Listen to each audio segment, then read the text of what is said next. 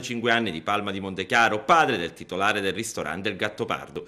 È lui che ha sparato, uccidendo il ragazzo appena fuori dal ristorante e ferendo di striscio la consulente del lavoro che il giovane aveva portato con sé, unica testimone di quanto è accaduto. Una presenza, quella della donna, che confermerebbe i timori dell'immigrato di una possibile controversia nella definizione della conclusione del rapporto di lavoro. E la lite c'è stata probabilmente per una questione di soldi. Imad El Kalaouli abitava a Lornato, un paese vicino. Era in Italia da quando aveva 13 anni ed aveva lavorato anche in altri ristoranti. Pare intendesse fare ritorno in Marocco. A un conoscente aveva parlato di matrimonio.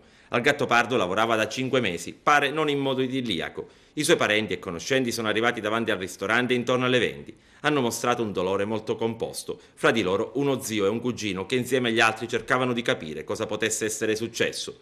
La polizia del commissariato di Desenzano e della squadra mobile ha proseguito gli interrogatori per ore, anche se la dinamica sembra lasciare poche altre possibili interpretazioni.